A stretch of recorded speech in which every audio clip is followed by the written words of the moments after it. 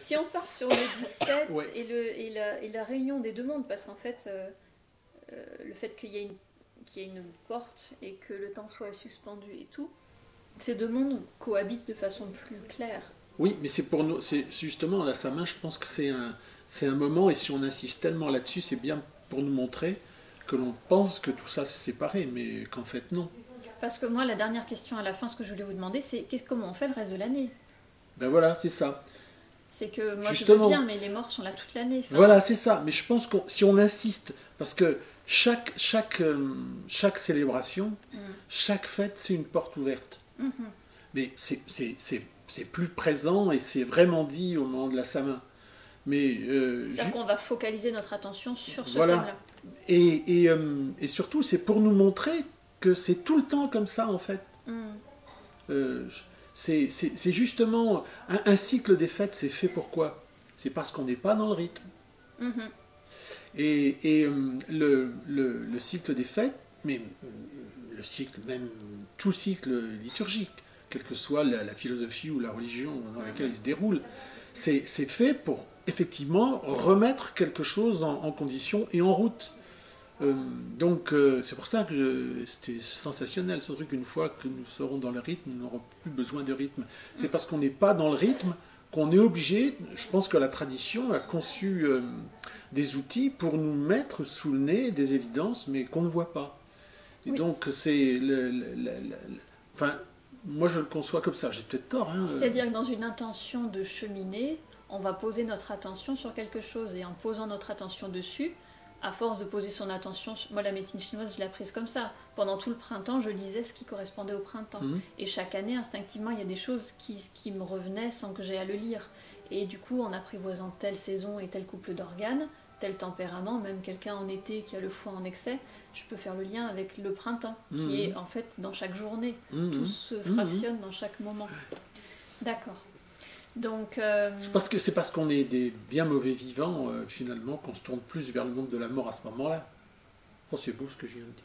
ça tombe bien parce que du coup c'est parfait, je n'ai rien compris. Il va falloir développer. Et non, c'est...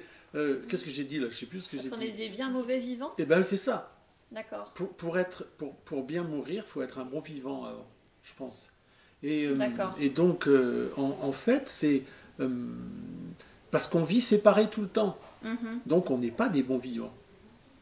D'accord. On omet ce monde-là, du coup il fait pas partie de notre Voilà. quotidien, et du coup il pourrait nous faire peur puisqu'on ne le connaît pas. Bien sûr aussi.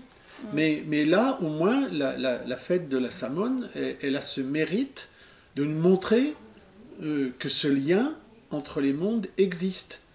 Mais il existe tout le temps. Mhm. Mais c'est parce qu'effectivement, on n'est pas apte à pouvoir vivre ce contact et cet échange entre les mondes, qu'il y a un moment précis de l'année où c'est plus mis en évidence. C'est-à-dire que ça va tellement monter en intensité qu'on ne peut pas passer à côté. Il y a quelque Ah non. chose. C'est impossible. Moi, j'ai vu... alors après, moi, je me méfie beaucoup des manifestations émotionnelles. Oui. Mais moi, j'ai vu des gens à la Samin. À la Samin, où, par exemple, on se réunit... On a l'habitude de se réunir en cercle. Mhm. Mais à la Samin, on se réunit en demi-cercle.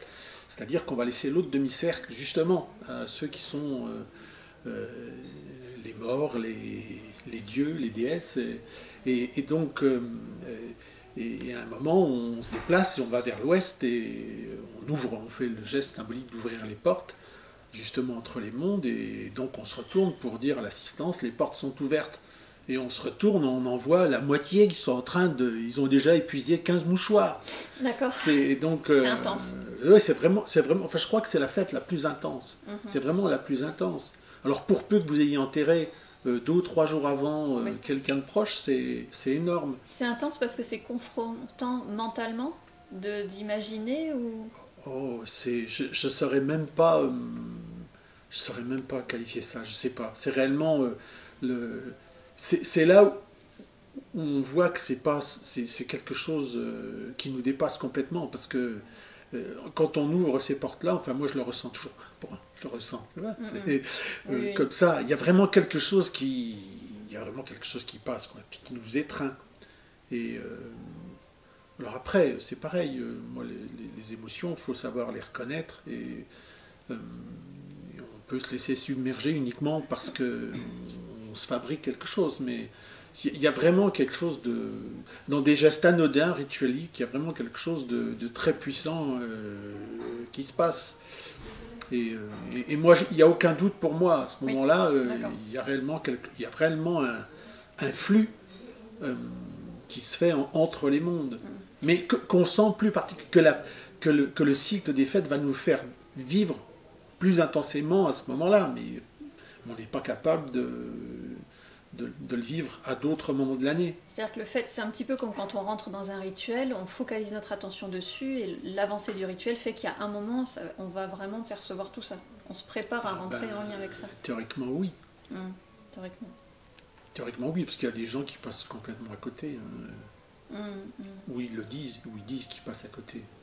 Mais oui, ça, on le voit souvent avec Guillaume, parce qu'il est enclin quand même très souvent au chemin d'introspection. Et on a quand même beaucoup de croyances limitantes et de filtres qui font que même quand on est sûr de quelque chose, c'est encore bien entaché de plein de choses. C'est pour ça qu'il faut être... Moi, je suis toujours très méfiant, quoi. Je me méfie beaucoup de moi, d'ailleurs. C'est ça, vous êtes votre propre observateur. Ah ouais. Oui. Donc, certains disent que j'observe trop. Ça peut être du détachement, mais des fois c'est salvateur. Enfin bon. Dans le calendrier de Coligny, donc, il parle donc de ces 3 jours, ou de ces 3 nuits, et donc de la 17e nuit du mois de novembre. On a commencé, en fait? Un peu comme ça. Ah oui. Parce que, en fait, justement, c'est là où c'est intéressant. Le calendrier de Coligny, c'est un calendrier gallo-romain. D'accord. 2e siècle de notre ère. Alors, évidemment, là, on est déjà dans quelque chose qui n'appartient plus à la tradition celtique véritable. Mais le calendrier de Coligny, on sait que c'est le résultat de 2 ou 3 expérimentations, même voire 4 expérimentations d'un calendrier lunaire. Et il est lunisolaire. Et donc ça veut dire qu'il a certainement été... On a commencé à le construire dans la grande période celtique. Dans ce calendrier, donc... Alors, encore une fois, il faut être très prudent avec ce calendrier-là. Imaginons un grand puzzle de 1,50 m sur 1 m à peu près, dont on aurait uniquement la moitié des pièces. Par 2 fois, on a une allusion au mois de Samhain. Le mois de Samhain qui correspond à notre mois de novembre. En Irlande, ça s'écrit Samhain, Samhain, Samhain. C'est toujours le nom du mois de novembre en Irlande, ça. Ah, ils l'ont gardé? Oui. La fête, donc c'est la fête de l'hiver, Samhain. Beltane, c'est la fête de l'été autour du 1er mai. Beltane, c'est toujours le nom du mois de mai en Irlande. La lune Nassa aussi, c'est toujours le nom du mois d'août en Irlande. D'accord. Quand on est tombé j'ai fait une superbe photo de ça. Enfin, c'est mon fils qui a fait une photo de ça. Devant la cathédrale Saint-Patrick à Dublin, on a les horaires et j'ai montré, regardez, ça existe toujours puisqu'on vous le dit. Oui, c'est bien que ce soit resté en tout cas dans un endroit. Ben oui. Faut avec la technique. Et alors ce calendrier. Donc dans ce calendrier, on a 2 allusions à ce fameux mois de Samhain, qui correspond à peu près au mois de novembre. Et donc, tous les mois du calendrier de Coligny, en fait, sont des mois lunaires. Et donc, à chaque fois, on repère 2 quinzaines. Et ce qui est intéressant, c'est que la fête de Samhain commence au 2e jour de la 2e quinzaine. Donc, ça fait le 17e jour du mois de Samhain. Alors on va revenir là-dessus, sur le 17e jour du mois de Samhain, mais le calendrier de Coligny donc, nous donne 2 mentions. Les 3 jours de Samhain commencent maintenant. Les 3 nuits, pardon. Les 3 nuits de Samhain commencent maintenant. Parce que l'histoire des 3 jours, c'est dans la mythologie irlandaise. Et les textes de la mythologie irlandaise ont été consignés au Moyen-Âge par des moines chrétiens, des moines celtes, d'accord, mais qui étaient chrétiens. Donc là, la mention, les 3 nuits de Samhain commencent aujourd'hui du calendrier de Coligny, c'est vraiment quelque chose de beaucoup plus archaïque. hein. D'accord. Et effectivement, ces 3 nuits de Samhain commencent au 17e jour. Alors, le nombre 17, c'est un nombre qu'on rencontre très souvent dans la mythologie irlandaise, notamment avec les exploits d'un héros irlandais qui s'appelle Corulin. D'accord. Et donc, toutes ces aventures, c'est un texte qui s'appelle La Razzia des vaches de Coulais. Et toutes les aventures de Corulin sont ponctuées par ce nombre 17. Il y a un autre texte aussi de la mythologie irlandaise, c'est la Veillée de Fingon, où on a un autre héros comme ça, Fingon, qui va mourir à son 17e combat, etc. Et alors ce nombre 17, on va faire un tout petit peu de géométrie dans l'espace là. Et alors il y a une grande vérité d'abord à dire, c'est que le nombre 17, il est entre le nombre 16 et le nombre 18. Ça c'est un truc... bon. Je suis né pas loin de la Palisse dans l'Allier. Voilà. Alors donc, mais en fait ce nombre 16 et ce nombre 18, ce sont les 2 seuls nombres qui existent au monde, qui nous montrent 2 quadrilatères, le premier un carré et le second un rectangle. Et ces 2 quadrilatères ont une spécificité, leur périmètre et leur surface sont identiques. D'accord. Alors, par exemple, le carré, un carré de côté 4, par exemple, 4 plus 4 plus 4 plus 4, ça fait effectivement 16, et 4 fois 4, 16. Donc son périmètre et sa surface sont les mêmes. C'est le seul nombre avec le 18 qui a cette particularité d'être représenté par une figure géométrique, un quadrilatère qui a la même surface et le même périmètre. Alors le nombre 4, on le sait, en symbolique, vite fait, c'est le nombre de la matière, de la matérialité. Donc, et la figure de la matérialité par excellence, ça va être le carré. Donc le nombre 16, avec le carré qui lui est associé, ça va représenter réellement la matérialité par excellence. D'accord. Et puis le 17, au contraire, là c'est un rectangle.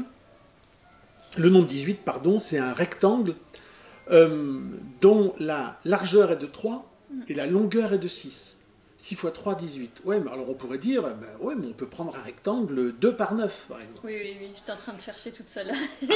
Oui, mais 2 fois 9, 18, ça marche. Oui, mais 2 plus... Alors, 9 et 9, 18, plus 2 et 2, 22. Ça marche pas. La surface et le périmètre ne sont pas identiques. Donc, c'est celui de 3 par 6 qui convient. 3 plus 6 plus 3 plus 6, ça fait bien 18, et 6 fois 3, 18. D'accord. Et en fait, ce rectangle-là, on le connaît très bien, c'est ce qu'on appelle un carré long. C'est-à-dire que c'est l'assemblage de 2 petits carrés. Celui de 3 par 6, eh bien, c'est 2 petits carrés de côté 3 qui sont accolés. Et ce carré-là, ce carré long, ce rectangle de 3 par 6, il est de la famille des rectangles de 1 par 2. Et ce rectangle de 1 par 2, eh bien, c'est lui qui va nous donner empiriquement le nombre d'or. Et donc ça va représenter, tous les édifices sacrés sont construits sur la proportion de ce carré long de 1 par 2.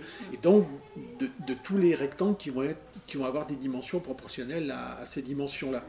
Et on retrouve ça dans une énigme compagnonique qui dit alors je ne pouvais pas faire mieux que de citer cette énigme-là, puisqu'on est en forêt de Brocéliande, et qui a accueilli les mythes du Graal depuis la fin du XIXe siècle. Le Graal a été porté par 3 tables, une table rectangulaire, une table ronde, une table carrée. Et elles ont des rapports de surface et de périmétrie, et leur nombre est 21. Et on a Raoul Vergès, qui était un compagnon qui a écrit des très chouettes bouquins comme Les Enclumes, la pendule à Salomon, Les Enclumes de cristal, J'ai une souffleuse, heureusement. Oui, je vois. Et, Elle est efficace. Hein. Et donc, lui, il a repris cette énigme-là et il dit le Graal a été porté par 3 tables, une table rectangulaire, celle de Jésus, la table carrée, celle de Joseph d'Arimathie, et la table ronde, celle de Merlin. Et lui, il ne donne pas ne fait pas d'allusion au fameux nombre 21. Et si vous avez lu Le Pape des escargots d'Henri Vincenot, Henri Vincenot à un moment cite cette énigme compagnonique et il dit non pas 21 comme le disent les corneaux, mais 2 et 1. Oui.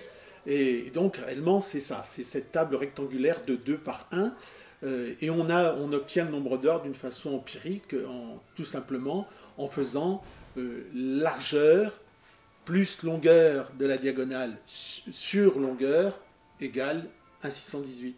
Et en fait, donc, ce nombre d'or, c'est le nombre de l'harmonie par excellence, de l'harmonie universelle.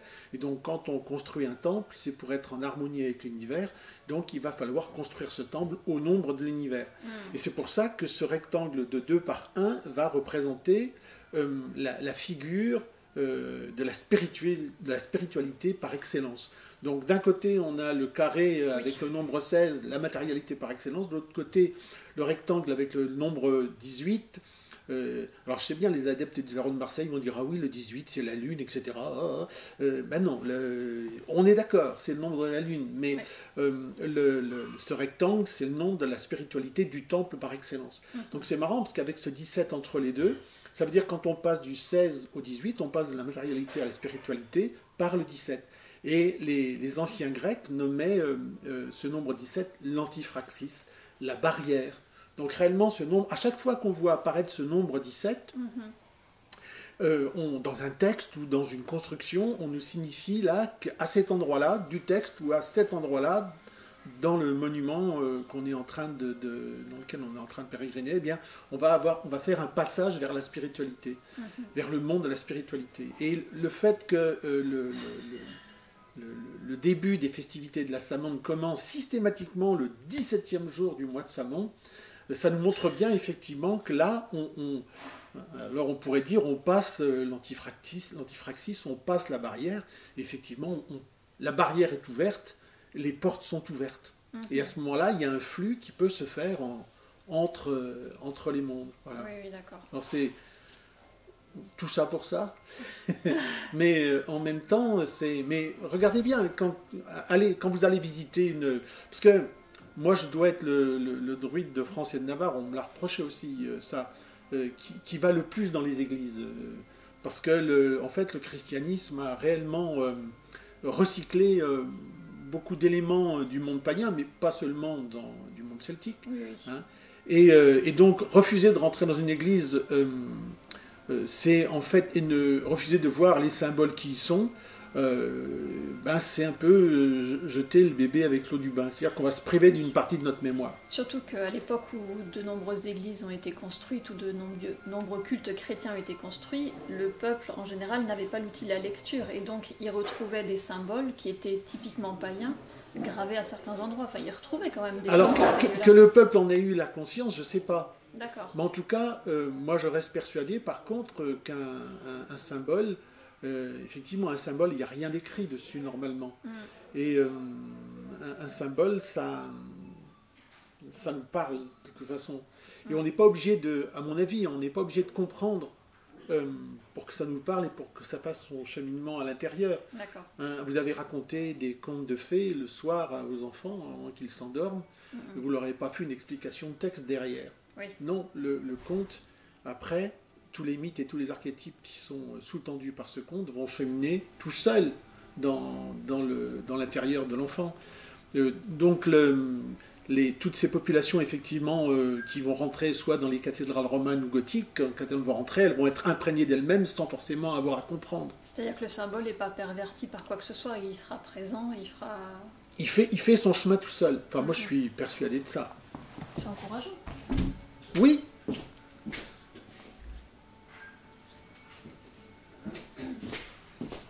Ça me parle beaucoup parce que moi j'ai un papa qui est sourcier et avec qui... Je savais plus qu'il y en avait encore. Ah, Bah, et disons qu'il fait avec, enfin, je pense que c'était pas un choix. Oui. Il s'est retrouvé à explorer tout ça. Ça lui a permis d'être en paix avec ce qu'il vivait étant enfant. Et c'est vrai que j'entends depuis petite. Enfin, regarde ci, regarde là. Et quand je me suis baladée il n'y a pas longtemps dans une demeure qui était en visite à la lueur de la bougie, je cherchais les symboles. Enfin, ça devient une chasse au trésor, quoi. Oui. Voilà, avant même de savoir ce que ça représente, on sait qu'il y a quelque chose de caché. Et mon fils a vu ça. On est allé visiter le cloître de Moissac à Montauban. Et donc le monsieur qui nous fait visiter, bon, j'avais les deux petits de 9 et 10 ans avec moi, c'était magnifique, et il nous montre les restes d'un saint, enfin, comment ça s'appelle ? Les reliques. Les reliques. Et dans une vitrine, et mon dernier, il passe derrière la vitrine et il dit, c'est quoi qui a écrit derrière ? Je fais bon, instinctivement, il est allé voir ce qu'il y avait derrière. Et là, le monsieur lui a expliqué ce qu'il y avait derrière. Mais on trouve souvent des choses qui sont cachées derrière. Oui, oui, aussi. Mais on n'a pas forcément accès aussi aux marques, aux inscriptions. Non.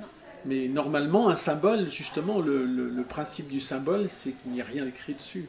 Oui. Voilà. Ça veut dire que ça laisse à chacun quand même la lecture, de ce qu'il peut y percevoir. Moi, je crois pas. Par exemple, moi, je pense que le symbole, il exprime une vérité profonde. D'accord. Alors après, effectivement, on va pouvoir y avoir accès de façon partielle, sans doute. Mais on n'aura pas chacun sa vérité, c'est idiot ça. Mais on aura chacun une parcelle de ce que ce symbole veut bien nous révéler. Quand on va, par exemple, quand on fait le chemin de Saint-Jacques, vous savez, il y a ces Montjoie, c'est-à-dire ces petits tas de cailloux. Alors on passe et puis rituellement on prend un caillou, on met son caillou sur le. Moi, je fais ça.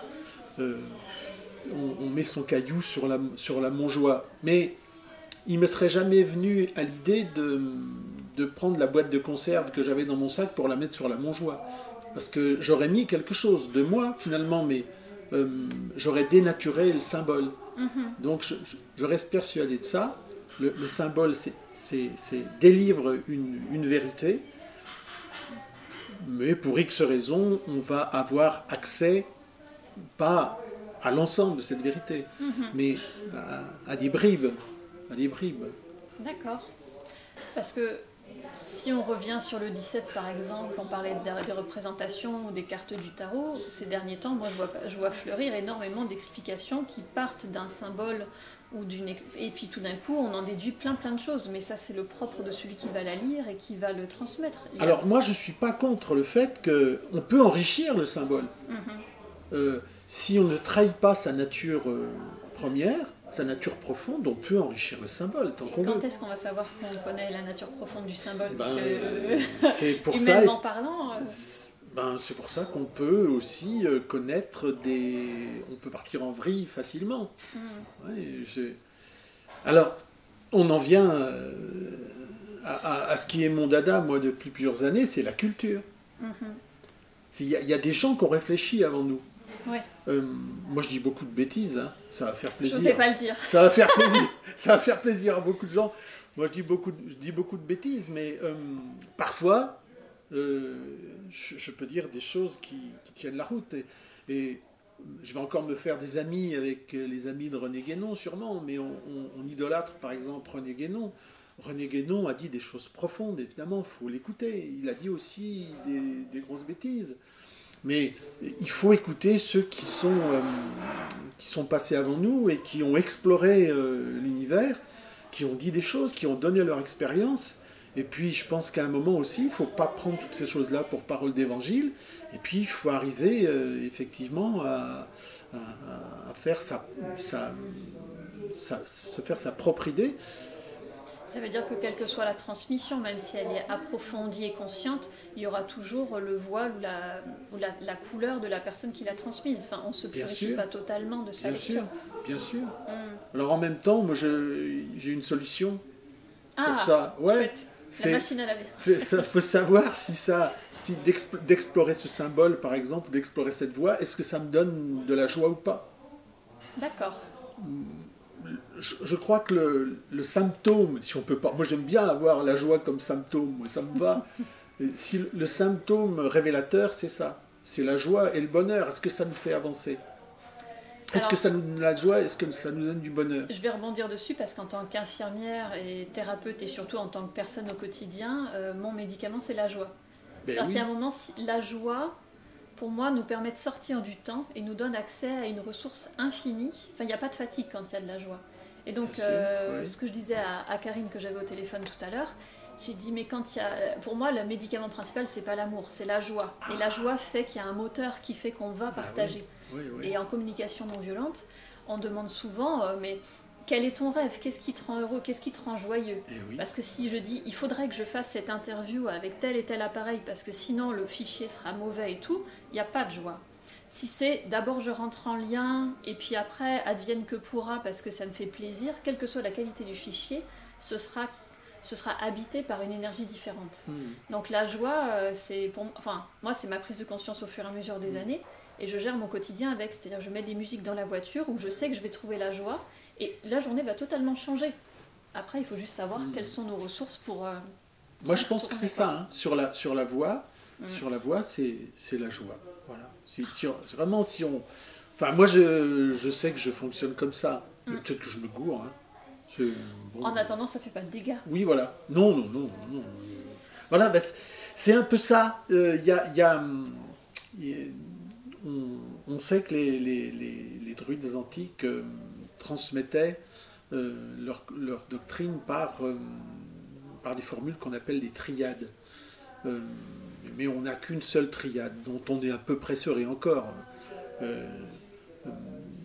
Honorer les dieux, fortifier son courage, ne rien faire de mal. Alors ne rien faire de mal, ça me gêne. C'est un peu connoté déjà. Voilà, c'est un peu connoté. Par contre, ne pas faire de tort à autrui. Donc il faut que ma joie, il faut pas que j'écrase tout le monde avec ça. Faut pas que c'est pas une sensation de puissance sur voilà, l'autre. il faut pas que si ma joie tout d'un coup emmerde les autres, là je me trompe. Je me trompe. C'est de l'emballement. En médecine chinoise, c'est en lien avec le cœur. C'est-à-dire que les symptômes en lien avec le cœur, le feu, ça peut être la joie, c'est le sourire du cœur, donc normalement on ne le voit pas, mais apparemment ça peut aller jusqu'à l'hystérie. C'est-à-dire qu'on va de la dépression profonde à l'hystérie. Et là on est sur du déséquilibre. Hein. Oui, bien sûr. Donc la joie, ça doit être le point d'équilibre entre toute opposition, sûrement. C'est ça. Voilà, je crois que c'est ça. Mais même quand on est dans une quête en général, c'est la joie qui mène. Si on ne sent pas une joie à suivre cette voie-là, c'est pas la peine, il faut changer. Et du coup, sur cette saison où on va parler de l'autre monde, des morts et tout, pour nous, occidentaux et issus de la culture judéo-chrétienne, c'est difficile d'être en joie. Parce que où il y a le deuil et la douleur, où il y a la peur. Et c'est une période qui ne nous rend pas forcément joyeux. Oui, mais parce qu'à mon avis, on fait ça c'est mon humble avis, on fait une grosse erreur sur ce qu'est ce monde et sur ce que nous sommes. Parce que bien sûr qu'on peut être dans la tristesse devant la mort au moins de ceux qu'on aime. On peut avoir peur nous-mêmes mais c'est parce qu'on se trompe. C'est parce qu'on s'imagine. Je crois que l'Église catholique nous a fait beaucoup de tort, cette fameuse résurrection de la chair. C'est parce qu'on aurait peur de rater notre résurrection, de pas être passé du bon côté. Oui, parce que le curé qui vous dit qu'il a la félicité de votre vie post-mortem entre les mains, si vous ne conduisez pas comme ceci, pas comme cela, et ben ça risque d'être pire de l'autre côté. Alors que c'est des vannes, ça. C'est une peur de la punition. C'est idiot, oui, c'est idiot, parce que de toute façon, moi je vais encore me faire des amis aussi dans le monde des druides. Paraît-il que les druides professaient la croyance en l'immortalité, c'est vrai, mais enfin ce sont les auteurs anciens, grecs et latins, qui nous le disent, ça. Ce ne sont pas les druides eux-mêmes qui nous le disent. Ils auraient professé aussi la croyance en la réincarnation. Ça veut dire que ces croyances-là, elles nous sortent du moment présent. C'est un peu comme un salarié qui attend la retraite pour être heureux. Exactement. On attend de mourir pour savoir si on... Voilà, c'est ça. Moi, ça ne m'intéresse pas d'hypothéquer ma vie d'aujourd'hui pour avoir du crédit dans une vie post-mortem à laquelle je ne crois pas. Oui, oui, oui. Surtout que, en fait, ça nous coupe totalement de l'instinct naturel physique. C'est-à-dire que c'est par la pensée qu'on va juger nos actes et pas par ce qui nous anime. Alors, de toute façon, moi, alors je suis un foutu druide quand même, parce que je ne crois pas à l'immortalité, et je ne crois pas du tout à la réincarnation. Je m'en moque complètement. Je sais que quand je mourrai, Jean-Claude Capelli, c'est fini. Ça sera terminé. Il n'y aura même pas une constellation à votre nom. Ah, ça j'aimerais bien. On pourrait essayer. Ça, vous pourrez essayer. ça me botterait. Il y a la grande ours à côté. Ah, ça c'est là. Alors, j'ai dit ça, j'ai dû dire ça à un moment. Moi, si je devais me réincarner, j'aimerais plutôt me réincarner. Certains m'ont dit, une grosse tête, un ego démesuré, une galaxie. Ah, ça, j'aimerais bien. Carrément. Ouais. On va commencer à œuvrer parce qu'il y a du boulot là. Voilà, une galaxie, ou un soleil, ou une lune, ou n'importe quoi, mais non. Mais moi, très sincèrement, je pense que quand cette expérience-là va se terminer, on parlera plus de moi. Ça sera tant mieux, sûrement. Il y en a qui s'en réjouissent déjà. Mais c'est... Il n'y a pas de peur par rapport à la mort. Non. Dans le poulet, ce que je préfère, c'est le croupion. Et donc... là, réellement, hein, je me jette sur le croupion quand il y a un poulet. Je ne peux pas dire que j'aime pas les autres parties, mais j'aime bien le croupion. Mais c'est la partie dont je me nourris le mieux, dans le poulet. Et je me dis, quand je vais mourir, moi, qui va me manger? Ah oui. Et quelle sera la meilleure partie? Alors, je vous rassure, Claire, je peux vous parler parce que vous êtes infirmière. Vous ne serez pas choquée par la trivialité de mes propos. Mon croupion ne vaut rien. Avec la carte vitale, de moins en moins en plus, hein, sincèrement. Oui, j'ai été voir ce matin sur le site de ma mutuelle, mes derniers remboursements, c'est catastrophique. Oui. Mais donc, moi, réellement, je pense que la meilleure partie dans l'univers, parce que je pense que c'est l'univers, pour moi, je crois que je suis panthéiste. Je crois que je suis panthéiste. Pour moi, pour moi aujourd'hui, le seul dieu ou la seule déesse que devrait avoir un druide saint d'esprit et de corps aussi même, c'est l'univers. Pour moi, l'univers, le cosmos, c'est le dieu, c'est la déesse par excellence. Et pour moi, l'univers, c'est un être vivant. Et je suis cet univers. Comme vous êtes. C'est-à-dire qu'on ne privilégie pas un morceau, non. Une date, une saison, c'est tout un microcosme qui voilà, ne pourrait pas vivre... Voilà, c'est ça. Et donc, je crois que cet univers va se repaître, non pas de mon croupion, parce que vraiment, ce ne serait pas intéressant du tout, mais plutôt de ma conscience. Je crois réellement que la part de conscience que l'univers m'a donnée à ma naissance, je suis porteur d'une part de cette conscience, et ce que l'univers, je pense, ce que je crois avoir compris de lui ou d'elle, hein, peu importe, c'est que je fasse fructifier cette part de conscience. Les chrétiens l'ont dit avec la parabole des talents, ça. Et donc, en fait, ce que je vais rendre à l'univers, c'est cette part de conscience. C'est quelque chose que vous avez reçu, que vous avez clarifié, sublimé. Voilà, et après, j'ai enrichi. Ça devient... Et donc, je vais redonner ça à l'univers. Mais ça va être refondu dans une espèce de grande soupe. Et donc, Jean-Claude Capelli, ça sera fini. Mais par contre, peut-être qu'un jour, un enfant naîtra, et peut-être qu'il récupérera un petit bout de ce que j'ai rendu à cette grande soupe. Et peut-être que lui, ça lui fera dire « Oh, mais je suis déjà venu à Trevantec ». Ça me dit quelque chose. Le café est pas mal, je vais pas m'arrêter là. Et si ça se trouve, il aura embarqué avec lui dans son incarnation peut-être cette petite part de ce qu'on aura vécu tout à l'heure. Donc, moi, ça ne m'inquiète pas l'après. Et la mort, ça ne m'inquiète pas. Je m'en fiche. C'est cette conscience-là qui permet d'ouvrir une porte ou de côtoyer cet autre monde sans avoir peur. Ben oui. Quand on a peur en termes de santé, on est totalement vulnérable. Le corps est prêt à se défendre contre, donc il y a plein de chimie qui se fait dans le sang ailleurs, c'est tout le stress qu'il y a au quotidien dans les entreprises partout. Enfin, les gens fonctionnent à la peur. C'est ça. Avec leur bonne conscience, ils veulent bien faire, mais ils ont peur. Et là, la première qui éternue, tout le monde est grippé. Enfin, bien sûr. Moi, quand en tournée infirmière, quand les gens m'éternuent dessus, je pense à Mère Teresa ou celle qui soignait les lépreux, et je me dis, si j'ai pas peur, j'aurai pas la grippe. Et foncièrement, je touche du bois, ça marche à tous les coups. Mais c'est ça, mais je crois que les traditions, en général. Mais le christianisme aussi, normalement, devrait mener à ça. L'islam devrait mener à ça. Toutes les grandes traditions devraient amener à abolir la peur et à amener vers la liberté. C'est ça. Enfin, moi, c'est comme ça que je le conçois. Pour moi, être druide aujourd'hui, c'est pas faire des potions magiques dans des chaudrons quelconques. Non, c'est réellement apprendre, faire l'apprentissage de la liberté et évacuer la peur. Et moi, ce qui pourrait me faire peur, à la limite, c'est la souffrance, oui, bien sûr. Vous savez, moi j'aimais bien, quand j'étais môme, le dimanche après-midi, à 17h, il y avait toujours des films à la télé.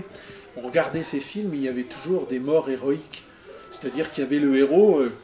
soit sur un champ de bataille, il y avait son compagnon d'armes qui le tenait et qui lui faisait... et l'autre faisait...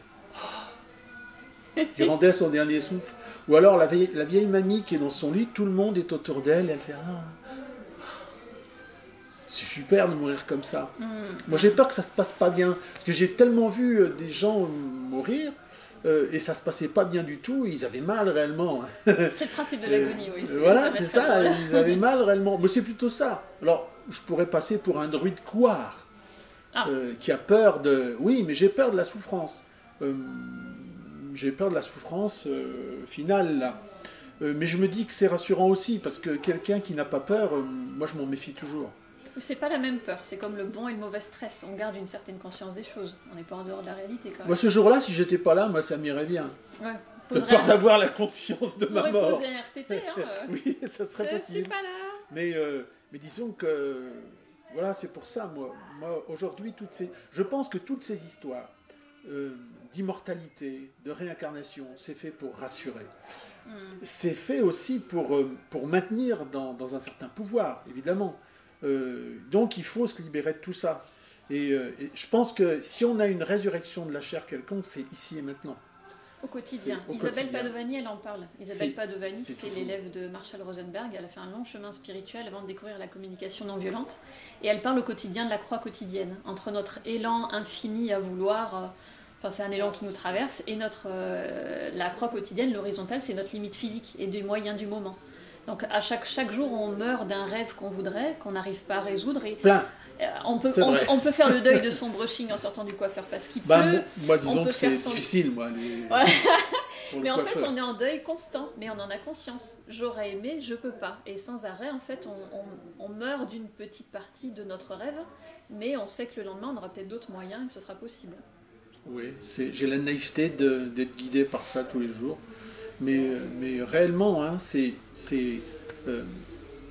en fait, cette fameuse phrase dont vous n'osez pas me parler, parce que vous savez très bien qu'elle n'est pas de moi et je la répète toujours à l'envi, c'est le jour où nous serons dans le rythme, nous n'aurons plus besoin de rite.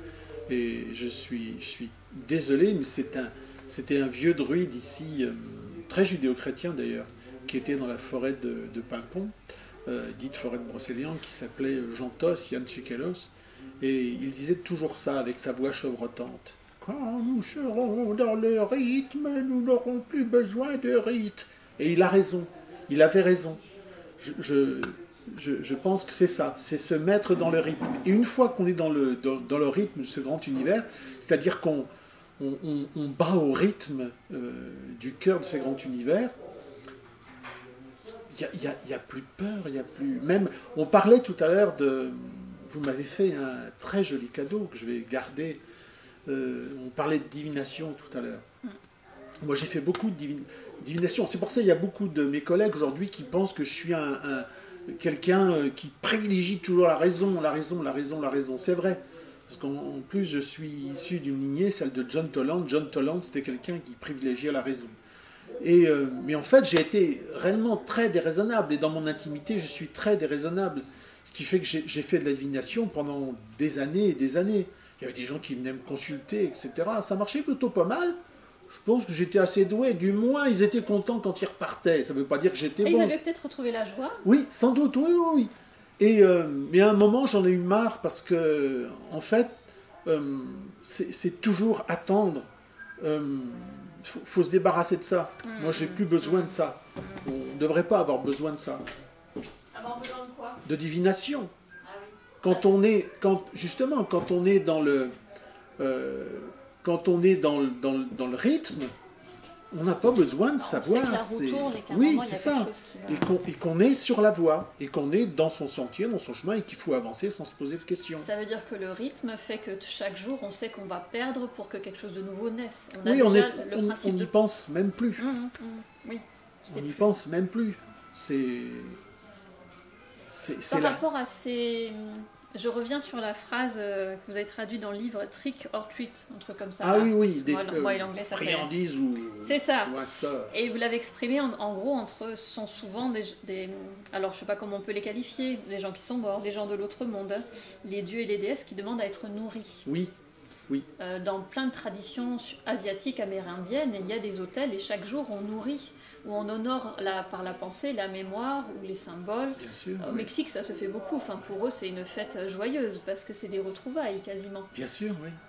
Et dans mon expérience quotidienne, alors le mot thérapeute, je le mets parce que c'est global, mais les années m'ont montré finalement que moi j'ai 37 ans et que 37 ans de ma vie ont été guidés par des morts qui n'ont pas été entendus ou apaisés des générations avant. C'est-à-dire que ça fait à peine un an que ça s'est calmé, mais il y a eu... nous, on avait de l'asthme dans la famille. Ben, dans les générations avant, il y a quelque chose qui a fait que cet asthme est arrivé. Enfin, c'est comme si notre vie était quand même guidée à un moment par des choses qui ne sont pas entendues et apaisées. Et tout le travail d'introspection vient aussi toucher à ça. Notre ego et nos croyances qui sont construits à partir de peurs ou d'expériences pas sympas dans notre vie, mais il y a aussi quand même tout ce qui est transmis par les générations, de très bon. Alors ça, on en fait... Voilà. C'est pas pour rien que je suis là aujourd'hui, ça fait aussi partie du bon transmis par les générations. Mais c'est comme si ces gens qui sont morts là ne sont pas apaisés et qu'il y a quelque chose qui a besoin d'être entendu. Et quand c'est entendu et apaisé, ils peuvent repartir détendus. Et j'ai l'impression maintenant que quand j'accueille des gens qui viennent me dire ça va pas, ça va pas, ça va pas, j'en viens à me dire qu'est-ce qui est encore tourmenté à côté et qui n'est pas visible. Mais j'ai pas l'impression que c'est la personne qui vient qui a quelque chose à trouver.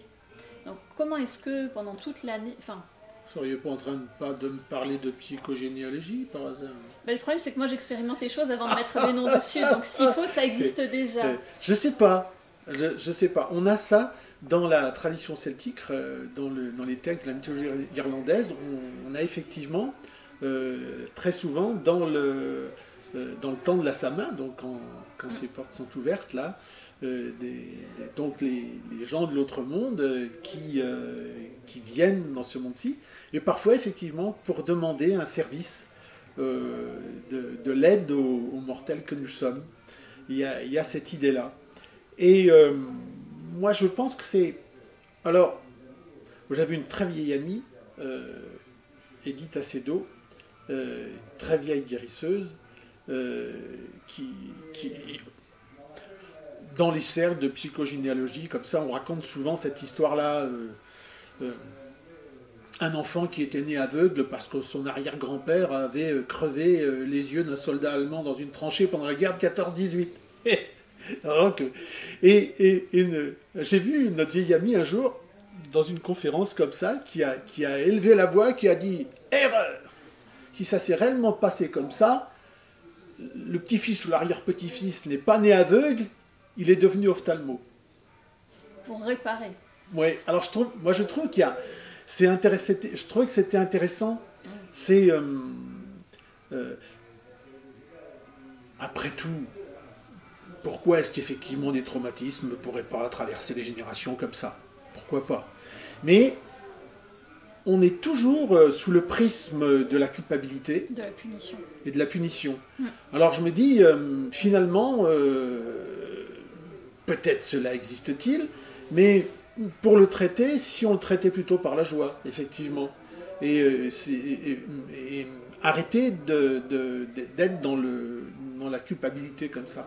Il y a aussi cette chose-là dont on n'est absolument pas, on est sous le formatage judéo-chrétien, cet aspect du péché originel, de la culpabilité par essence, génétique, etc., etc. Et alors, moi, par contre, je pense que si on a, à des périodes données, effectivement, beaucoup plus exprimé, beaucoup plus mis en évidence dans la période de la Saman, par exemple, ces êtres de l'autre monde, quels qu'ils soient, mon arrière-grand-père ou ce qu'on appelle en fait, les dieux, les déesses, ce sont des gens de l'autre monde, tout simplement. S'ils viennent nous demander de l'aide, est-ce que ce n'est pas une allégorie pour nous dire, n'oublie pas toujours de revivifier ce lien avec l'autre monde? Est-ce que ce ne serait pas plutôt ça? C'est-à-dire toujours avoir à l'esprit, eh bien que tout est lié, qu'il n'y a pas de porte, et qu'il faut tous les jours, effectivement, vivifier ce lien, régénérer ce lien. D'accord, cette conscience qu'il y a ce monde-là aussi. Mais il n'y a pas ce monde-là aussi, il y a ce monde. En fait, c'est ça qu'ils viennent nous rappeler. C'est qu'il n'y a pas ce monde-ci et un autre monde, mais qu'il y a un monde, un univers, un cosmos, une vie. Une vie, la vie n'a pas de contraire. La vie n'a pas de contraire. La mort en a un, c'est la naissance. La vie n'a pas de contraire. Ah oui, c'est comme l'amour. Ça fait partie de ses caractères, de ses compétences. Enfin, et c'est ce que tout à l'heure je disais, pour un druide saint de corps et d'esprit aujourd'hui, l'être divin, ça devrait être le cosmos, mais non, ça va même plus loin que ça. Moi, la seule divinité que je révère, c'est la vie, c'est la force de vie, c'est la puissance de vie. C'est ça que je vais... Donc c'est pour ça qu'à la limite, et c'est dommage parce que certains en font une espèce de fétichisme et de superstition, mais je serais capable de m'émerveiller, si j'avais la patience, de regarder une petite herbe pousser comme ça dans mon jardin, pour voir tous les efforts qu'elle déploie, et pour voir tous les artifices et tous les prodiges que la vie emploie. C'est ça, c'est la vie. Oui. Voilà. Et donc, il faut souvent, donc on est séparés réellement, et c'est toujours avoir à l'esprit qu'il faut vivifier ce lien, vivifier cet univers, cette grande conscience. On n'est pas en dessous. Moi chez moi aujourd'hui, j'ai pas un dieu au-dessus de moi, j'ai pas une déesse au-dessus de moi. Je suis. Vous faites partie des éléments de la vie comme d'autres. Oui. Alors, faut faire attention. Je suis pas supérieur aux poissons, même peut-être inférieur dans ma pratique de la natation. Mais jamais une tanche ou un gardon ne va être capable de jouer Amazing Grace comme je le fais. Oh, avec quel instrument? Oui. Et donc,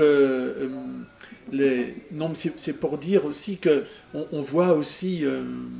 C'est-à-dire qu'il y a une complémentarité de compétences. Tout le monde ne peut pas avoir la même compétence. Ben voilà, mais c'est en ce sens-là qu'on ne peut pas instituer des hiérarchies.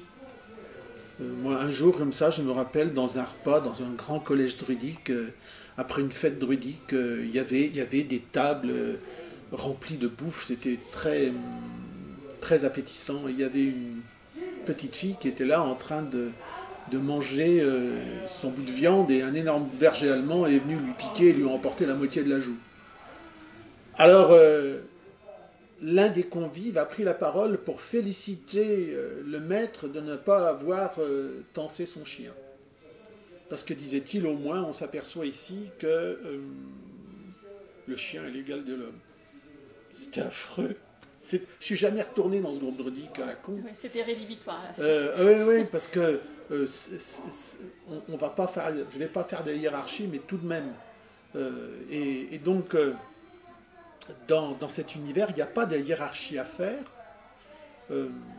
Par contre, tout est vivant, et tout a son importance. Alors, je ne sais pas quel est le meilleur dans le poisson. Le troufion. Il n'a pas de troufion. Il a pas de croupion. Mais c'est réellement ça, c'est la vie dans... Dans sa complémentarité. Oui, oui, oui, oui. Je sais pas pourquoi je raconte cette histoire du clébard, c'était un beau berger allemand, je me rappelle. Pour peu qu'on ait une petite mémoire avec des images et qu'on soit infirmière, ça donne pas mal d'images en tête. Je fais avec. Mais c'est ça, réellement. Oui.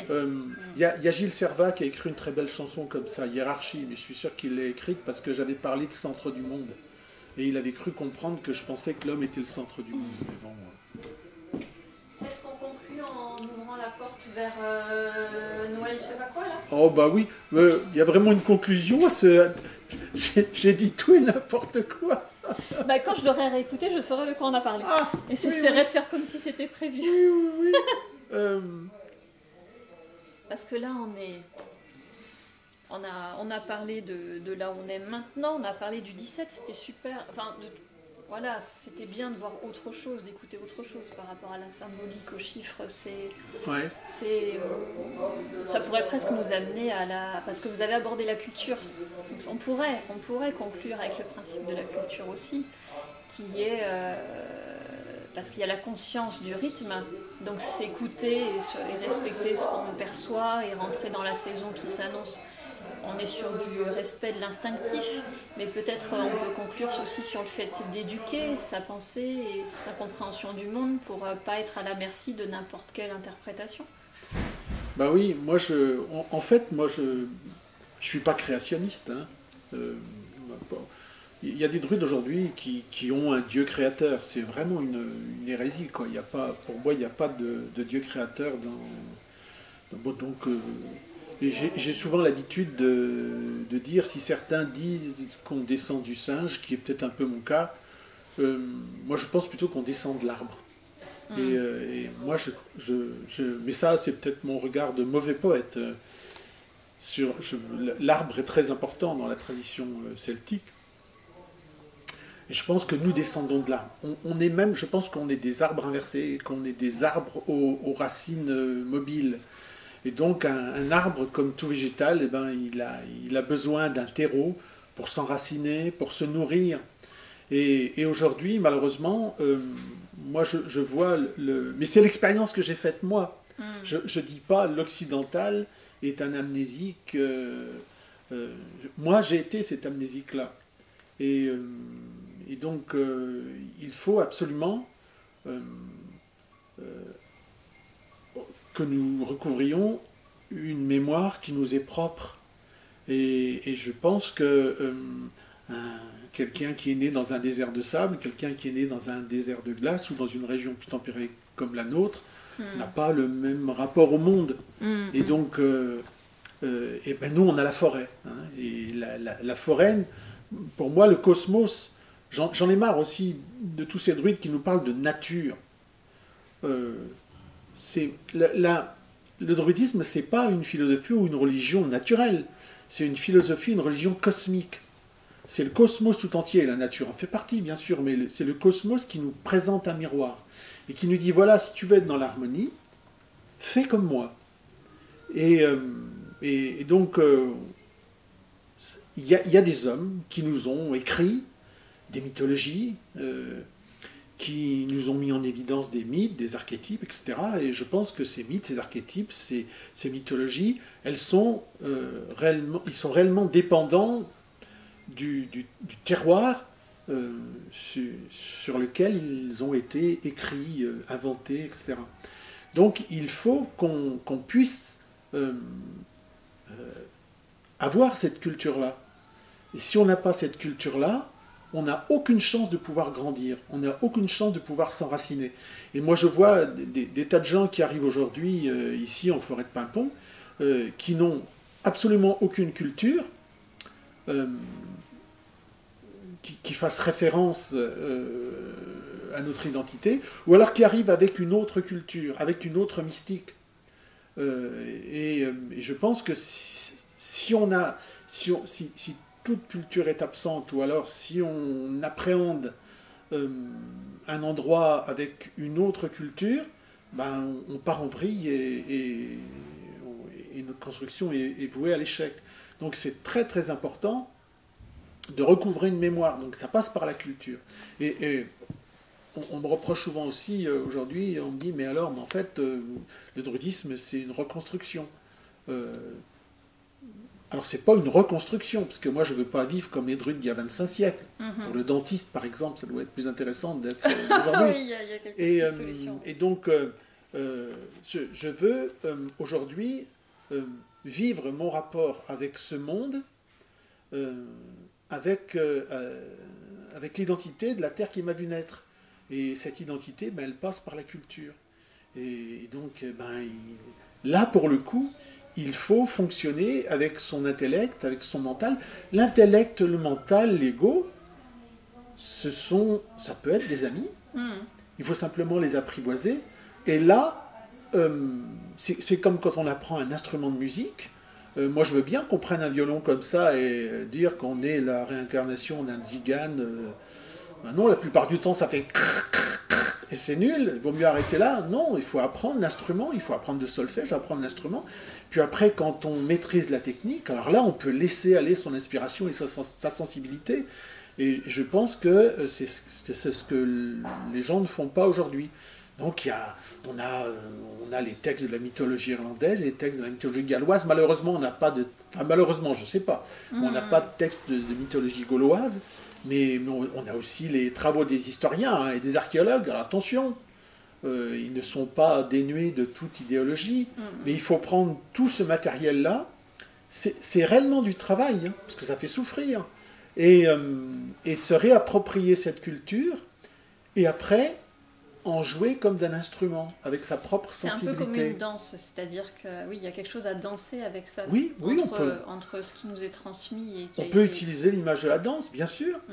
Et donc, c'est réellement ça qu'il faut faire. Et moi, c'est ce que j'essaye de faire. Je lis beaucoup, je travaille beaucoup, je souffre beaucoup sur les textes des archéologues, des historiens, qui me choquent parfois. C'est rigolo, il y a la souffrance qui revient. Ah oui, là pour le coup, entre la pensée, ce qui nous séduit, parce qu'on est tous séduits par des textes, par des mythes, et quand on se déplace comme ça, quand vous parliez des racines, moi je sentais quasiment le goût du vin, c'est-à-dire quand on parle d'un terroir, le vin il a un goût différent d'un endroit à l'autre. Il y a un moment, il faut que ça passe par le corps, et notre corps il est né ici. Donc expérimenter dans la matière, c'est ce qui va permettre d'allier les deux, entre ce qui nous fait rêver, la poésie, tout ça, et la réalité concrète, sinon on est un peu hors sol. Alors vous venez de soulever quelque chose de très important, expérimenter dans la matière. Par exemple, moi, les gens avec qui je travaille dans le domaine du druidisme, je les aide à récupérer une mémoire dont ils ont été spoliés. Alors bien sûr, on va travailler sur des symboles, on va travailler sur les textes de la mythologie irlandaise ou galloise, on peut travailler aussi sur les traditions populaires, on peut travailler sur les légendes, mais je leur demande toujours de créer une œuvre d'après ça. Je ne leur demande pas d'être des artistes, simplement de faire passer dans la matière ce qu'ils ont compris de leur réflexion intellectuelle.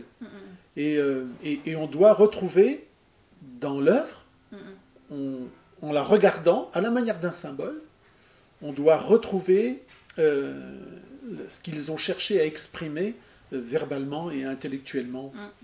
Et sinon, ça ne vaut pas le coup. Et effectivement, moi j'en connais certains qui ont failli perdre un doigt. Tout simplement en sculptant un triskel.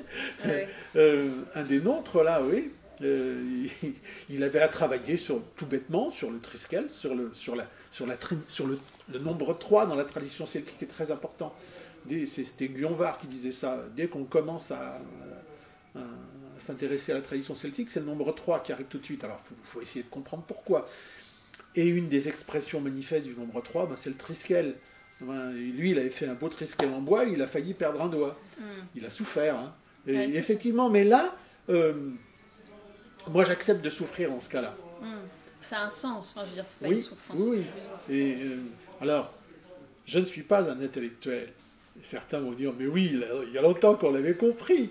Et donc, moi, souvent, ces textes de la mythologie, ou ces textes de nos archéologues, de nos historiens, sont parfois abscons. il faut lire, lire et relire. C'est la devise, ça, des alchimistes. Lis et relis, prie, découvre et travaille. Je ne me rappelle plus, c'est peut-être pas dans l'ordre. Mais c'est réellement ça. Parce que ça doit amener sur ce travail-là à une certaine transmutation. Il y a quelque chose qui se décante. Enfin, ça se Et voilà, et c'est ce qui se passe dans un arbre. Hein. Il y a vraiment une transmutation alchimique qui se passe dans un arbre. Et ça doit... On pourrait en parler avec le... J'ai été prof de sciences naturelles dans mon passé. Ah oui. Ouais, j'ai découvert les bienfaits de la circulation sanguine. D'accord. Je me suis aperçu qu'il y avait quand même quelque chose de très curieux qui ressemblait beaucoup à la circulation de la sève dans l'arbre. Il y a le bleu et le rouge. Il y a le bleu et le rouge. Voilà. Et la sève brute, la sève élaborée. Et toute cette histoire d'oxygène. Oh mon Dieu, parler avec une spécialiste de ça.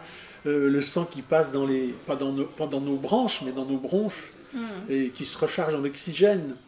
Mon père, quand il m'a parlé de ça, il me dit, tu vois l'arbre. Il m'a dit, maintenant regarde. En fait, on voit les poumons tout de suite. Et voilà, la fameuse, l'arbre bronchique. C'est ça. Et c'est pour ça que je dis, on est un arbre inversé. Parce que c'est ça. Et une des façons de trouver la joie, pour moi, c'est de travailler par le chant. C'est-à-dire qu'en fonction de l'état où je suis, chanter me permet ou de me défouler ou de me détendre, mais ça me permet aussi d'aller chercher des notes que j'aime beaucoup, qui ont quasiment une couleur et qui vont avoir... Enfin, par le souffle, on peut faire énormément de choses. Le chant, sans forcément... voilà. J'ai été chanteur de hard rock. C'est vrai. Ouais. Ah oui, j'ai entendu ça. Oui, alors il n'y a aucune trace de ça, hein. Je les ai faites disparaître. C'est vrai? Oui. Oh, Guillaume, il va bien nous trouver un truc. Non, il ne trouvera pas. Alors s'il trouve, il est très fort. Hein. Attention, parce qu'il est du genre à relever les défis. Hein. Ça, ici, il trouve Moi, ce ça, que il est j'aime, très c'est fort. aller dans les églises quand je suis seule et chanter, parce qu'on n'a pas besoin d'avoir une puissance technique importante, il y a une résonance. Le chant, ça a été très important pour moi. Maintenant, je chante uniquement quand je suis tout seul. Mais ça m'arrive un peu. Mais le souffle, c'est qu'on a les deux mouvements. On a l'intérieur, on a l'extérieur, et on peut vraiment en faire beaucoup de choses avec. Alors il y a un mot comme ça, mais c'est du druidisme New Age, ça nous vient du Pays de Galles. Il y a un mot pour dire l'Esprit Saint. C'est l'Awen, mais ça se traduit par le souffle, justement. Mais on parlait de l'univers tout à l'heure, mais moi, on fait beaucoup de rapports aussi avec la tradition des Védas. La tradition celtique, c'est une tradition indo-européenne, mais par contre, elle a été interrompue. Les brahmanes, eux, ont une tradition ininterrompue. Et on fait souvent la comparaison entre les brahmanes et les druides. Et quand nous, on a un morceau qui nous manque dans notre tradition, c'est intéressant d'aller voir chez eux. Il y a cette histoire chez eux du souffle brahma. Oui, il y a le pranayama. Il y a une façon mais c'est intéressant ça, mais bon, ça serait... marcher en forêt, c'est déjà soigner son souffle, hein. Enfin, si on va se balader un peu. Marcher tout court. Marcher, respirer, c'est pas mal aussi. Oui, respirer, c'est pas mal. Et il y aurait tellement de choses à dire, mais de toute façon, le temps de la Samin, on est dans le 17e jour bientôt, là. Ah ben, dans 2 jours, oui. Voilà. Et alors évidemment, le 17e jour du calendrier de Coni, ça correspond certainement pas au 17 du mois de novembre. Mais après, on va arriver vers le solstice d'hiver. Et là, on nous parle aussi... à la Samin, on est réellement dans cette logique de la mort, mais d'appréhension de la mort. Mais c'est un petit peu une mort subie, effectivement, à ce moment-là. Et le solstice d'hiver, il y a aussi une symbolique de la mort, mais avec l'histoire de la renaissance. Le retour de la lumière, il y a voilà, quelque chose qui ça. se rallume. Oui. C'est pour ça que les chrétiens ont placé la naissance du petit Jésus à ce moment-là. C'est ça. Et donc, Jésus, c'est un héros c'est le solaire. processus de l'accouchement, c'est un des moments où la mort et la vie se côtoient fortement. Alors moi, j'ai pas accouché, pas bon encore. Quand même, vous devez essayer. Mais c'est vrai que... Alors, c'est intéressant ça, parce que j'ai dit tout à l'heure qu'en fait... La divinité, c'est l'univers. Bon. Mais on parle plus dans la tradition celtique de déesse mère que de Dieu Père. Et il y a une très jolie histoire de ça. Nous, on a la déesse mère qui donne la vie. Alors, son nom générique, c'est Anna. Et suivant la raison pour laquelle on l'invoque ou le lieu sur lequel on l'invoque. Elle a ce qu'on appelle des noms de circonstances. Et quand elle préside aux accouchements, c'est Brigitte, Brigantia en Gaule. Et la fête du printemps, donc autour du 1er février, c'est la fête de Brigitte. C'est toujours auprès d'une source. Et en fait, là, on va célébrer justement. Alors là, on pourrait. L'éclosion, il y a quelque chose avec. Ah bah là, c'est carrément la fête d'Imbolc autour du 1er février, c'est une fête de purification à la sortie de l'hiver. Et ça correspond à la purification, finalement, de la grande déesse qui a donné naissance à l'enfant soleil au moment du solstice d'hiver. Alors là, c'est toute une autre histoire, ouais. Il va falloir recommencer un jour. Oui. Mais c'est une très belle histoire, ça. Vous voulez que je vous la raconte Ça dépend si vous avez le temps. Moi, j'ai le temps, je suis là jusqu'au 17. Moi. C'est à quelle heure ce soir? Non, ça va, le soleil est toujours là. En fait, au solstice d'hiver,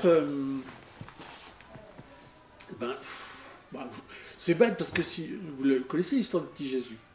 Oh, j'en ai entendu parler. Voilà, c'est ça. Petit Jésus dans la crèche, machin, avec l'âne et le bœuf. Et je vais vous la raconter, cette histoire-là, en fait. C'était il y a très longtemps. Et c'était il y a très longtemps en Irlande. Alors évidemment, vous allez me dire, mais on n'est pas irlandais, il y en a marre. Alors, franchement, moi j'ai découvert l'Irlande par 2 fois là, dans l'année qui est passée. À part le barrage de la langue, parce que je parle pas très bien anglais, mais les Irlandais non plus. Ah. Et donc, mais ils sont sympas comme tout, ils sont gentils comme tout. Mais moi, je me suis réellement senti chez moi là-bas. Et puis, les Irlandais ont un dieu qui s'appelle Lugh. Donc c'est un dieu lumineux, etc. Et nous, on a le même en Gaule, Lugos. Et vous connaissez la ville de Lyon. Son nom, c'est Luc Dunon. Son nom gaulois, c'est Luc Dunon. On le connaît très bien. Dunon, c'est la forteresse. La citadelle, c'est la forteresse, la citadelle de Lugh. Et on parle de Lyon aussi, comme il y a la fête des Lumières à Lyon, etc. Oui. On trouve même une agglomération au sud de Bordeaux qui s'appelle le Vieux Lugos, les Lugos. Donc on l'a nous aussi, ce dieu-là, en Gaule. On a le dieu Ogma en Irlande. On l'a sous la forme d'Ogmios en Gaule. Les noms des dieux gaulois, on les connaît. Donc c'était Guyon Var qui disait c'est par l'Irlande qu'on comprend mieux la Gaule. Donc heureusement qu'il y a cette mythologie irlandaise, parce qu'on peut supposer qu'il y avait une mythologie gauloise, mais qui était véhiculée oralement, évidemment. Il n'y a pas eu de moines gaulois chrétiens qui ont retranscrit la littérature gauloise, comme il y a eu des moines irlandais qui ont retranscrit la mythologie irlandaise. Donc on a plein de choses comme ça. Donc on peut se référer à l'Irlande aussi. Et donc il y avait un dieu Dagda, le dieu Dagda. Son nom, c'est le dieu bon. Ça nous rappelle quelque chose quand même. Même ça, ils nous l'ont piqué. Et donc, le dieu Dagda, il est le dieu de notre monde. Et puis, ce dieu Dagda, il a un frère qui, lui, est dieu de l'autre monde, qui s'appelle Elkmor. Neshtan, Elkmor. Son nom, lui, ça signifie le grand envieux, le méchant, le jaloux, etc. Bon, oui, mais on peut comprendre pourquoi, vous allez voir après. Parce que Neshtan, il a une femme. C'est une déesse, puisque lui c'est un dieu, c'est une déesse. Oui. Et elle s'appelle Boyne. Et Boyne, elle est tellement belle, eh bien qu'on va dire, le Dagda a jeté un œil concupiscent sur elle. J'aime bien le mot concupiscent sur elle. Et il veut coucher avec elle, quoi. Mais comment faire pour coucher avec la femme de son frère? C'est profondément immoral quand même. Et bon. Mais quand même, il a vraiment envie d'elle, quoi. Alors, Dagda, c'est le dieu tutélaire des druides. Il convoque ces druides. Et il leur dit l'état d'excitation dans lequel il est. Alors, ces druides lui disent, bon, aucun problème, nous, on va tenir le soleil immobile au sommet du firmament pendant 9 mois. Tu vas envoyer ton frère en mission à l'autre bout d'Irlande. Lui croira voyager un seul jour, mais 9 mois attendront avant son retour. Oh, Dagda est très content d'être le dieu des druides. Et il dit c'est une très bonne idée, il pense qu'il a les meilleurs druides de la Terre. Et effectivement, on va faire comme il est dit, il va envoyer son frère à l'autre bout d'Irlande, et pendant ce temps-là, Boyne lui fait l'amitié de sa cuisse. C'est comme ça qu'on dit. C'est joliment dit. Oui, c'est comme ça qu'on dit dans la tradition celtique. Et alors, donc ma foi, Boyne n'est pas contre, mais en même temps, on ne peut pas refuser de faire l'amitié de sa cuisse au dieu Dagda. Et évidemment, au bout de 9 mois, ce qui doit arriver arrive. Boyne est pleine. Ah. Et donc, bon, on va se débarrasser de l'enfant. C'est-à-dire que Dagda et Boyne vont se débarrasser du gamin. On va l'appeler Wengus, ou le Mac Hoc, le choix unique, ou le brillant. Mais pas d'inquiétude, il y a un autre dieu qui va passer par là, qui va le ramasser, qui va s'en occuper. Et puis Elkmor revient, et lui, il a cru voyager pendant un jour, mais il faut que Boyne aille se purifier après son accouchement. Alors qu'est-ce qu'elle fait? Elle va auprès d'une source qui s'appelle la source de la Ségé. C'est une source de vérité, c'est-à-dire que quand on se présente devant elle, elle fait une espèce de scan comme ça, et elle voit tout ce qu'on a fait. Absolument tout. Et cette source, en plus, appartient au mari de Boyne, et elle est gardée par 3 druides, Feleskeluam. Et quand Boyne se dévêtit, qu'elle va se plonger dans la source qu'il voit qu'elle a eu un rapport adultérin avec... alors là, elle se met en colère, elle lève 3 vagues puissantes comme ça qui blessent la déesse à l'œil, à la main et à la cuisse. Alors évidemment, Boyne a mal, alors elle s'enfuit, mais la source va la poursuivre. Et la course-poursuite va créer le lit d'un grand fleuve qui va devenir la Boyne en Irlande. Et au bout de la Boyne, là, on va trouver le tumulus de Newgrange, qu'on appelle la crèche de Wengus. Voilà l'histoire de la naissance de l'enfant divin, selon la tradition irlandaise. Et un jour, je faisais une conférence comme ça, au moment de Noël, je raconte ça d'abord. C'est la vraie histoire. Et il y avait un petit garçon, je sais pas, qui avait 9-10 ans dans l'assistance. Il tirait une tronche comme ça, ben oui, c'est pas marrant comme truc, le môme il naît, et puis... alors peut-être qu'en plus, ça le ramenait, peut-être qu'il avait perdu sa mère, il faut être fou quand même pour raconter des histoires pareilles, et c'était en pleine crise du mariage pour tous, là. Ah. Et je vois le petit qui fait une tête comme ça, alors je lui dis, bah oui, excuse-moi, mon histoire est triste. Et le môme me regarde, il me dit, mais oh, c'est pas grave. Le petit Wengus, il a 2 papas maintenant. Comme quoi la tradition celtique, les légendes irlandaises sont très modernes. Et en fait, je vois bien, je suis désolé parce que vous n'avez pas été choqué par cette histoire. Ça ne va pas choquer votre morale. Habituellement, les dames réagissent très très mal, parce qu'en fait, elles disent, ben, c'est bien joli, mais c'est la femme qui a été punie, quoi. Il y a beaucoup de cultures où la femme est punie, mais alors, ça c'est un levier c'est un levier de la peur. Je alors, suis pas sûre que c'est un levier. Mais là, y a, réellement, quand je raconte cette histoire-là, il y a des femmes qui sont très choquées, il y a des réactions très très violentes. Je dis, mais c'est bien que vous soyez choqués, parce que cette histoire-là, peut-être qu'elle a été inventée comme ça pour choquer notre moralité. Et si ça choque notre moralité, ben, on s'en souvient. Et en fait, il n'y a absolument à pas être choqué avec cette histoire-là.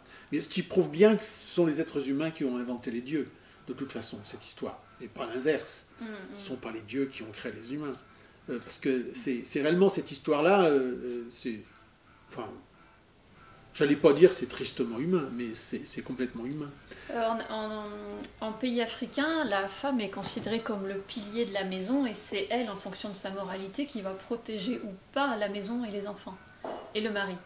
Donc il y a des histoires similaires qui expliquent que si l'épouse rentre en ayant trompé son mari dans son foyer, il peut quasiment mourir immédiatement sans le savoir. C'est bien fait pour lui. Voilà. Ah, merci. Merci. C'est bien fait pour lui. Voilà. Mais on a dit 500 € avant. Hein, au moins. Et l'équipe de la Voix du Phénix soutient mon projet. C'est bien fait pour lui. Oui, très bonne remarque. Bah oui. Non, mais parce qu'en fait, du coup, la femme s'empoisonne par cette moralité. Et parce qu'en fait, c'est 50-50. Mais la culture, insidieusement, part aussi ces mythes. Allez-y, mais passez, allez-y. Oh oui, parce qu'à mon avis, ça sera... Je mettrai des trucs en plus dessus. Le son est plus important que l'image. Non, et donc c'est un poids. c'est un poids pour beaucoup de femmes parce qu'en fait on les emprisonne. Par cette responsabilité, c'est un choix, mais tout d'un coup il n'y a que elles qui le portent. Donc il y a quand même un déséquilibre. De toute façon, là, dans notre histoire, les femmes ne peuvent que s'enorgueillir que les hommes voient en elles l'image de la grande déesse, parce que, en fait, c'est une allégorie complète, c'est un genre de... c'est une métaphore. C'est une cosmogonie, ouais. Quand j'ai dit Dagda est le dieu de ce monde-ci, c'est-à-dire que c'est une personnification du ciel étoilé de l'hémisphère nord. D'accord. Et Nechtan est le dieu de l'autre monde, il est son frère, hein, donc il est la personnification du ciel étoilé de l'hémisphère sud. Et en fait, Boyne, ça veut dire la vache blanche, hein, ça vient de Bovinda, ça veut dire la vache blanche. C'est une allégorie de la Voie lactée. Effectivement, la Voie lactée se partage à la fois entre le ciel de l'hémisphère nord et le ciel de l'hémisphère sud. Et la fameuse... et la Voie lactée donc jaillit dans notre hémisphère depuis l'hémisphère sud sur l'équateur céleste, à travers une constellation qui est la constellation d'Orion. Et tout le monde connaît les fameuses, on la voit bien en ce moment, les 3 étoiles du baudrier d'Orion. Donc en fait, la source de la Ségée, c'est une personnification de la constellation d'Orion. Et les 3 druides, Bless, Plesk et Luam qui la gardent, c'est les étoiles du baudrier d'Orion. Et en fait, ce que nous raconte cette histoire-là, c'est tout simplement la naissance du nouveau soleil dans notre hémisphère nord au moment du solstice d'hiver. Et la tradition chrétienne la mythologie chrétienne a fait des 3 étoiles du baudrier d'Orion les 3 rois mages. Oui, c'est pourquoi ? Parce que on les a au zénith, ces 3 étoiles-là, au moment du solstice d'hiver. Donc voilà, on est... Alors, Boyne accouche à ce moment-là, au solstice d'hiver, et la fête d'Imbolc... Il y a une phrase qu'on prononce comme ça, qui vient d'un coutumier irlandais. Cette phrase-là, on ne sait pas d'où elle vient, elle est peut-être très ancienne, certainement pas des druides antiques, je ne sais pas. Et voilà ce qu'on doit faire à Imbolc, se laver les pieds, les mains et la tête. Donc ça fait référence aux 3 blessures qui avaient été infligées à la déesse par la source. Et donc c'est marrant parce que les chrétiens ont placé la purification de la Vierge à ce moment-là, autour du 1er et 2 février. Et c'est aussi la fête de la présentation au temple de l'enfant Jésus. Et donc, la fête de la purification de la Vierge correspond, enfin, oui, c'est ça, à la fête d'Imbolc. Et la présentation au temple, c'est la présentation au temple du jeune soleil, au temple de l'univers. Voilà. Parce qu'au moment de février, c'est là qu'on voit réellement, c'est la renaissance de la lumière au moment, voilà, c'est ça, c'est la renaissance de la lumière au moment du solstice d'hiver, mais on voit réellement l'effet de cette renaissance en début février. C'est plus palpable, comme sa main est plus voilà, c'est une période où on perçoit plus une certaine partie. Voilà, c'est ça. Et donc, c'est ce qui me fait dire qu'en fait, toutes les divinités du monde celtique sont la personnification de phénomènes naturels, et donc des personnifications de manifestations de l'univers. Voilà. Ça nous permet, à travers cette personnification, de nous relier à quelque chose qui est dans la nature. C'est ça, dans le cosmos. Beaucoup plus largement. La nature, c'est bien, mais c'est, on est focalisé sur on est focalisé sur la nature. C'est bien, hein, mais et pour vous, le cosmos, il est composé de quoi alors ? Peut-être que je verrai après si l'immortalité existe. Oui, ce qui est intéressant, c'est qu'en fait, quand on regarde le chemin des saisons, l'automne nous amène en introspection. C'est qu'il y a un moment où on rentre à l'intérieur, on réfléchit, on fait le choix. C'est pour ça que j'ai dit à un ami que vous connaissez bien, il n'y a pas longtemps, je suis dans le silence. Et oui, c'est un moment où, malgré les sollicitations, il y a quelque chose qui a besoin de rentrer à l'intérieur. J'aurais jamais dû faire cette interview avec vous maintenant. J'aurais jamais dû quitter ma maison en plein automne et faire autant de route pour ça. Voilà, réellement, je pense que la nuit, on doit être chez soi. Et de la Samin à Belten, on doit être chez soi aussi. Mais bon, après... Oui, j'étais dans le même mouvement en me disant, cette saison, je bouge pas. Et c'est réellement ça, on est dans le moment du silence. La purification, moi, ça me fait vraiment penser au fait qu'une fois qu'on a fait l'introspection, une fois qu'on a décidé ce qu'on garde pas, on transforme un peu, on se questionne sur nos motivations ou pas. C'est comme si on allait nettoyer tout ça pour repartir neuf vers un nouveau mouvement. Alors on a beaucoup d'alchimistes en ce moment, de grands alchimistes. Moi je m'en fous, je suis pas alchimiste, je peux parler, mais normalement un alchimiste il parle pas. Moi j'ai connu deux vrais alchimistes. Il y en a un, je l'ai su une fois qu'il était mort. Mm. Et l'autre, c'était une très vieille amie, et elle a écrit plusieurs bouquins sur le sujet. Et j'avais 50 ans à peu près, et je lui ai dit, écoute, j'aimerais que tu m'inities à l'alchimie. Alors elle me dit, quel âge tu as? 50. C'est trop tard. Et donc, elle n'a jamais fait de stage pour me soutirer de l'or. Mais par contre, alors, est-ce qu'une alchimie opérative, est-ce que ça existe? Moi, j'en sais rien. Mais l'alchimie humaine, ça existe. C'est évident. Et tous les cheminements initiatiques authentiques sont des cheminements alchimiques. Très rapidement, on peut dire la Samin, c'est la mort, c'est la séparation. Et c'est aussi la terre. Et ensuite, Imbolc, je vous l'ai dit tout à l'heure, c'est la fête de l'eau, mais de l'eau pure et jaillissante. Et puis on a Beltane au 1er mai. Beltane au 1er mai, on pense que les druides faisaient passer les troupeaux de bétail entre deux feux. C'est marrant parce qu'on a la terre au 1er novembre à Samin, on a l'eau au 1er février à Imbolc, on a le feu à Beltane. J'ai toujours l'habitude de dire un feu pour le soleil, un feu pour la lune. Puis tiens, au solstice d'hiver, alors c'est une vision d'aujourd'hui ça. Je ne dis pas que les druides antiques le voyaient comme ça. Oui. Moi je dis simplement que ça m'apporte de la joie de le comprendre comme ça aujourd'hui. Et pour l'avoir expérimenté maintenant depuis 30 ans, ou alors je suis très limité, mais c'est possible. Mais ce cycle-là m'apporte terriblement de joie. Donc je ne m'évertuerais pas à le célébrer depuis 30 ans si ça ne m'apportait pas de la joie. Donc au solstice d'été, on va avoir un seul feu. Donc il y a une histoire de séparation à sa main et de passage à travers la terre, l'eau, le feu et une réunion. Ben, on trouve ça dans l'alchimie. Hein. Il y a un grand principe solve coagula. Ouais. Donc on sépare, on purifie, et une fois que c'est purifié, on réunit. Voilà. Et donc je pense que la tradition s'est inscrite dans la tradition celtique, au moins dans celle qu'on vit aujourd'hui. Cet aspect alchimique, de transmutation alchimique, et ce principe-là est inscrit. Oui, parce qu'en plus, il n'y a rien qui est sorti ou jeté. C'est-à-dire que ça n'est que purifié et rassemblé. Oui, c'est un peu... mais ça rentre réellement dans cette histoire du grand univers qui est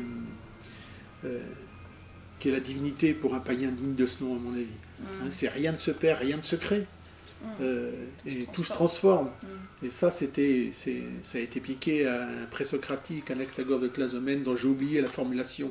Mais c'est beaucoup plus complet, ça. Allez voir ça, Anaxagore de Clazomène. Ah oui, il y a beaucoup mieux que ça.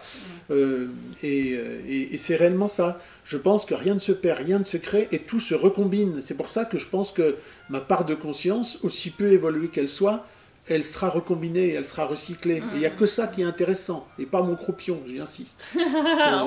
Voilà. C'est une magnifique conclusion. Oui, ben, ça va.